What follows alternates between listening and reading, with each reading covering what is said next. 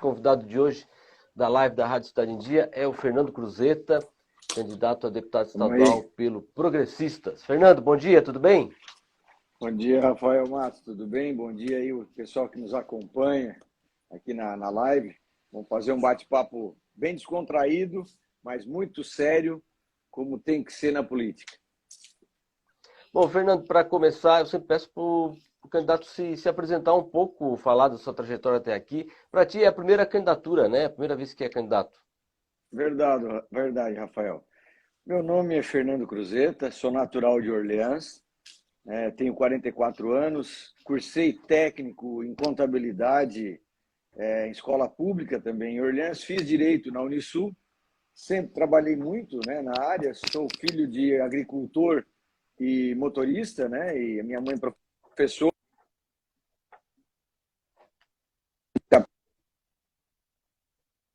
Opa, ficamos sem o áudio. Relação muito forte com aquela... E estamos Não, deu uma aí, realmente cortadinha a nossa só. primeira candidatura. Cortou? Voltou aí a live?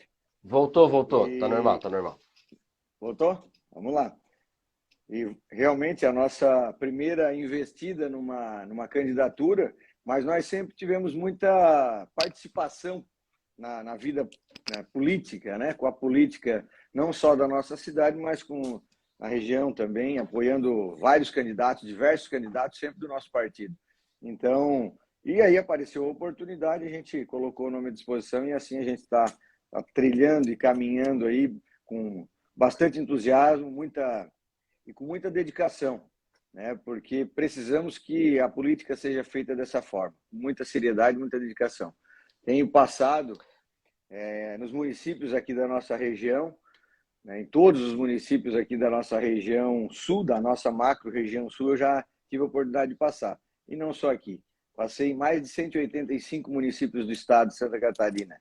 Cortei o estado de norte a sul, de leste a oeste. São 42 mil quilômetros rodados, então a gente está adquirindo uma experiência bastante grande, sabe, Rafael? E isso tem sido muito gratificante. A gente acaba que uma das partes, né, da política que tem que ser valorizada é o conhecimento, né? O conhecimento principalmente o conhecimento com as pessoas. E isso a gente acaba ganhando muita experiência. Bom, Fernando, você entra numa campanha, se faz um planejamento de algumas propostas, né? São Com várias, certeza. tem que elencar algumas. Aqui não vai dar tempo de a gente falar de todas, mas o que tu considera uma das principais pautas aí que você tem conversado com o eleitor nessa campanha? A gente tem na nossa plataforma, né, Rafael, não é porque é a nossa primeira candidatura que a gente entra cru, né, e sem nenhum tipo de conhecimento e sem nenhum tipo de planejamento.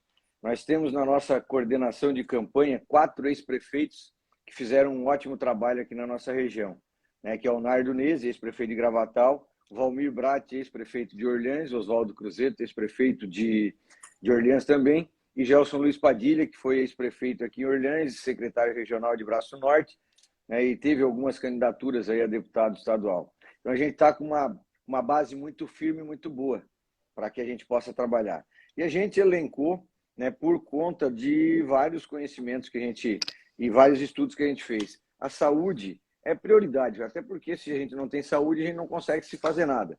Então a gente elencou como base a primeira situação a saúde, né? E a saúde a gente precisa fazer com que os recursos cheguem no interior.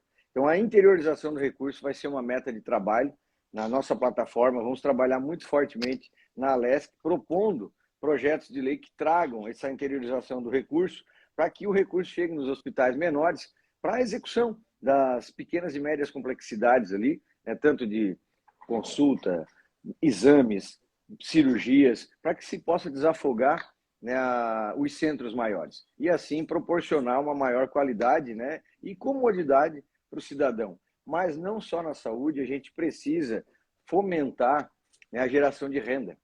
A geração de renda é a qualificação de profissionais. Hoje a gente vê, nós temos essa particularidade porque nós temos uma empresa que fica localizada num distrito rural, né? Então a gente precisa de ter uma mão de obra qualificada, né? E a mão de obra qualificada ela vai acabar proporcionando a geração de renda. E é isso que a gente vai também fomentar, na qualificação, né, e a geração de renda. Então, a gente tem várias plataformas e bases de trabalho, mas principalmente, né, o incentivo das atividades. Daquele cidadão que é o empreendedor rural, que é aquele agricultor que está lá produzindo, né, precisa ser incentivada a atividade dele. Muitas vezes, em determinada época do ano, aquele cidadão que está lá no campo, ele passa dificuldade de manter a atividade dele, em razão da situação econômica. Às vezes sobe demais o custo do seu insumo e o produto final dele não consegue chegar num valor que ele tenha o seu lucro para ter a sua manutenção. E aí o Estado, nesses momentos, poderia ajudar a intervir. Então, estamos com uma boa base para trabalhar algumas propostas nesse sentido, né, e não só nessa situação, mas também para aquele empreendedor da cidade. E a gente sabe o quanto é difícil também, pela nossa particularidade, o nosso conhecimento, né, que nós temos da trajetória de vida, o quanto é difícil a gente abrir uma porta de um comércio e manter ela funcionando por um tempo. Então, precisa-se de incentivo. Muitas vezes o Estado ele fica inerte. E eu tenho dito, e até algumas pessoas não concordam, mas eu tenho dito que o Estado ele não se intrometendo e não atrapalhando, ele já ajuda, já está ajudando. Então, a gente precisa dessa sensibilidade de políticos que tenham passado uma trajetória de trabalho, uma trajetória de muito esforço, para que tenha essa sensibilidade e traga esse benefício, né, pelo menos para se tentar fazer. Eu, como numa primeira candidatura, eu sei que eu não vou ser o salvador da pátria para estar ali fazendo 1001 situações, mas a gente não tem feito nenhuma promessa, Rafael.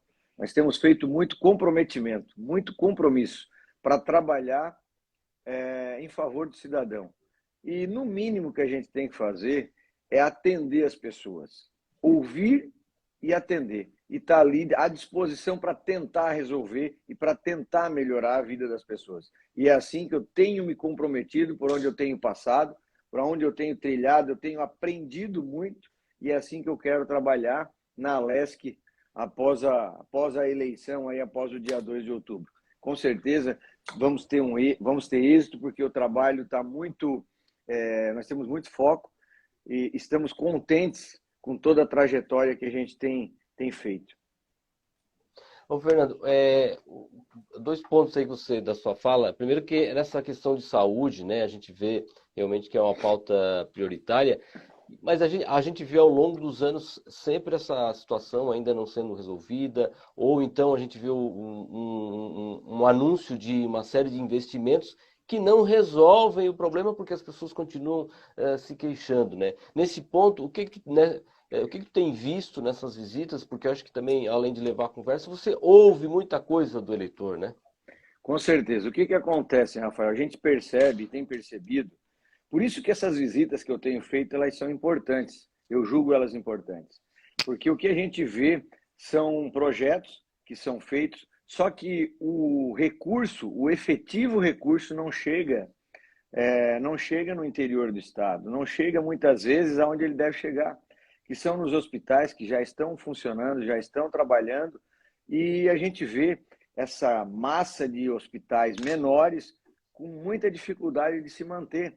Só que mesmo com toda a dificuldade que esses hospitais menores têm de se manter, das cidades pequenas, como é Orleans, como é Braço do Norte, como é de Uruçanga, né? Então a gente vê, né, esses hospitais passando dificuldade de se manter, mas mesmo assim eles mantêm os atendimentos. Então a gente vê que o recurso não chega no seu fim. Então por isso que eu defendo muito a interiorização e a aplicação do recurso de uma forma ordenada, de uma forma programada, para que se tenha assim aquele enxugamento das filas. Porque se um determinado município tem lá uma quantidade represada de consultas, por que não investir maciçamente o recurso para zerar aquela fila? Por que não zerar as filas de cirurgias, as filas de consultas, as filas de exames? Para isso tem que se ter recurso. fazer contratação, parceria público-privada para que se zere essa demanda. E o incentivo para os municípios menores, que eu tenho falado, tenho brigado muito, e a interiorização dos recursos, é realmente fazer o equipamento, equipar os municípios, os hospitais menores para dar o atendimento. De pequena e média complexidade, a gente tem que proporcionar aos municípios menores fazer esse atendimento, desafogando os centros maiores, desafogando Tubarão, desafogando Criciúma, desafogando Florianópolis, porque é inacreditável a quantidade de carros das saúdes dos municípios que ficam correndo, cortando o estado, com pessoas doentes dentro do carro, passando trabalho, passando necessidade, e ali vê até um desconforto, com essas pessoas trilhando o estado nas estradas, para frente e para trás, e o atendimento na qualidade seria muito mais cômodo se eles tivessem um atendimento mais próximo. Então, eu vejo que o recurso realmente ele tem que chegar lá na base. É por isso que a gente defende essa pauta. E aí eu fiquei bem feliz quando eu visitei o município de Ponte Alta. Ponte Alta, próximo a Lages, tem 3.500 habitantes, tem 10 milhões de reais nos cofres públicos, em caixa, a frota toda nova e 3 médicos para atender 3.500 pessoas. Então, isso mostra o quê? Que o recurso ali está sendo feito, não tem represa de exames, não tem represa de consultas, e as grandes complexidades são realizadas em Lages. Lógico que ali é próximo de Lages, é um grande centro, mas o recurso ali ele está sendo bem utilizado, está sendo muito bem aproveitado. Então, nós temos visto que o recurso, sendo aplicado de forma correta, de forma efetiva, as coisas melhora a vida do cidadão. E e com essa condição que a gente quer trabalhar. Bom, Fernando, também uma das tuas propostas é na área da educação. O que você pode detalhar? E inclusive, acho que ela tem muita relação com essa questão de qualificação de mão de obra, que vai, né, dentro da proposta que você falou também de gerar renda, as pessoas empregadas elas vão ter renda, mas a gente está vivendo aí, né, e a gente ouve de todos os municípios, empresários, essa dificuldade de mão de obra qualificada, né? Então, acho que a gente, sei lá, é um problema que a gente tem de educação de base ainda, que eu acho que é o que na ponta estoura, porque infelizmente a gente vai ter muita gente ainda sem um ensino médio, né, que daqui a pouco não consegue se qualificar ou entrar num curso técnico, porque falta lá o básico. Tem muito disso também, né? Com certeza. Mencionasse, Rafael, uma situação que eu defendo muito, que é a questão do curso técnico. Eu fiz técnico em contabilidade e esse técnico que eu fiz, né, me proporcionou o início de uma atividade para que eu tivesse uma renda. E com essa renda eu consegui, né, pagar minha faculdade. Né? Com esse curso técnico que eu fiz, ele me proporcionou o início no mercado de trabalho. Eu acredito que nós temos quase a mesma idade, próximos à mesma idade, tenho 44 anos, e eu tenho certeza que tu vais lembrar. Nós, quando entrávamos, antes de entrar, quando batia o sinal, quando entrávamos para ir para a aula, para a sala de aula, antes de nós entrarmos, nós cantávamos o hino. E na grade curricular, nós tínhamos educação religiosa, o SPB, preparação para o trabalho, educação moral e cívica, né, que na época eu não sabia para que serviria. Só que hoje a gente sabe que isso dá nos norteia e nos dá uma base para a qualificação, né, e um entendimento. E hoje a gente não tem mais disso. Então, para a educação, defendo muito forte uma readequação da nossa grade curricular. Eu sei que eu não vou conseguir sozinho eu fazer isso, mas eu não vou medir esforços para que a gente possa, pelo menos, deixar ela muito mais profissionalizante e incentivar, né, propor projetos que venham a incentivar os cursos técnicos que nós tínhamos outrora. Nós tínhamos cursos técnicos maravilhosos. Os nossos professores eram respeitados. Eu lembro que os professores que nós tínhamos na época, nós tínhamos admiração pelos professores. Hoje o nosso aluno colocado, é discutida essa admiração que os alunos têm pelos professores. Hoje existe até um desrespeito. Então, precisamos que o professor seja valorizado. Ele tem que receber bem, ele tem que ter um salário digno, mas ele também tem que ter ele tem que proporcionar qualificação para esse profissional. E muitas vezes ele não se qualifica, até pelo fato da necessidade, que ele não está sendo tão valorizado e ele acaba perdendo o estímulo. Então, isso são campanhas que a gente tem que fazer e incentivos à qualificação, e aí sim, nós temos que melhorar o salário, dar um salário digno. Minha mãe é professora. Minha mãe ela se aposentou na educação. Eu tenho um conhecimento e uma particularidade, uma sensibilidade muito grande com essa área. E eu vou defender muito, porque eu vi o quanto a minha mãe passou trabalho. E eu digo o seguinte, eu tenho admiração pela profissão, pelo profissional da educação, e principalmente pelo professor, porque foi o professor que nos deu todo o conhecimento, toda a base que a gente precisa para seguir trilhando, né, caminhando na nossa vida. Então, vou trabalhar muito fortemente, porque tenho isso como base, sensibilidade dentro de casa, então não tem como ser diferente.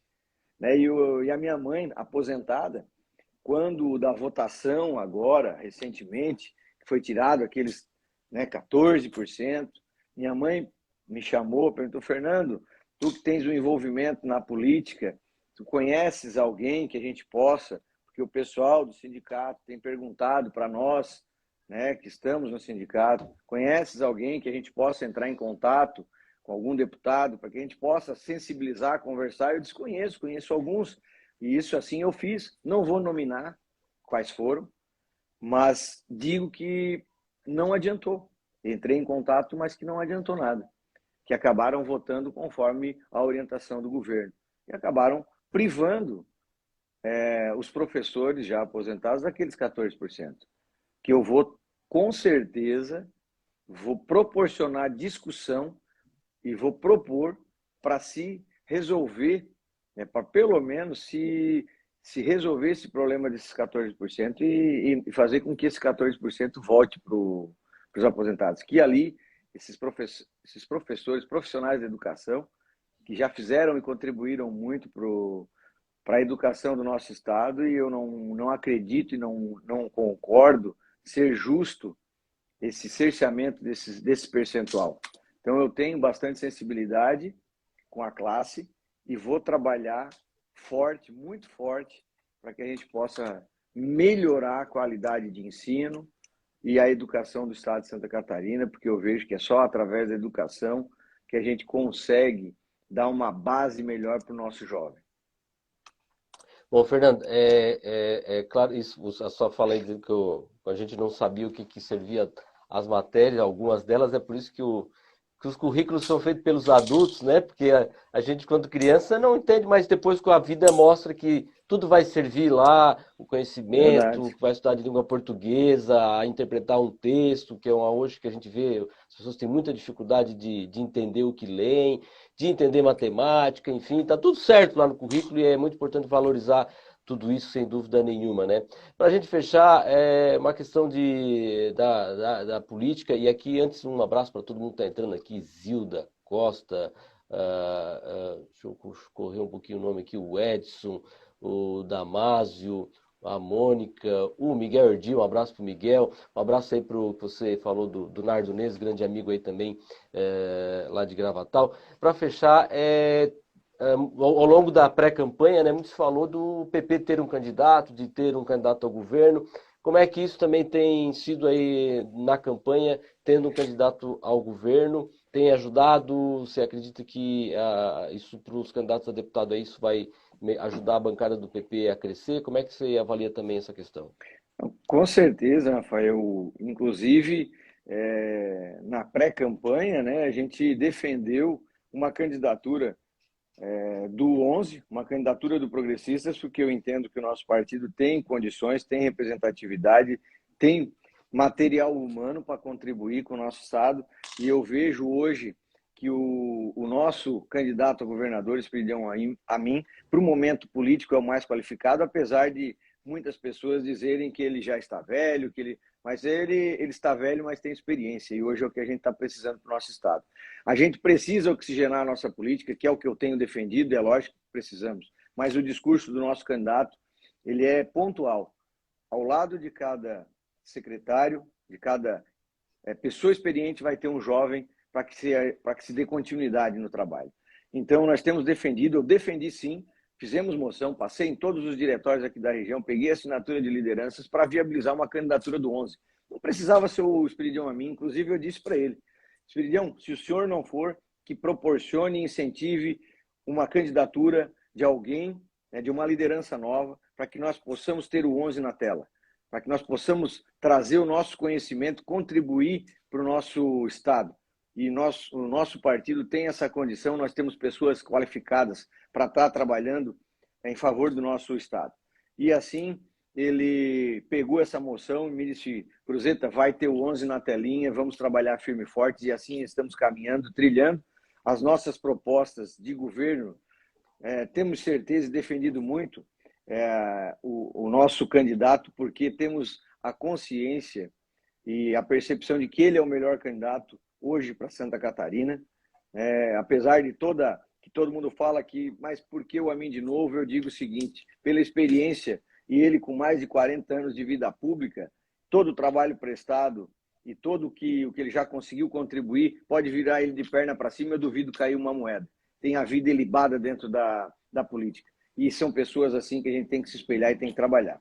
Até então, não se ouviu falar qualquer tipo de situação que possa denegrir a imagem política do nosso candidato. Então, assim, com certeza, uma candidatura do Esperidião fortalece as proporcionais.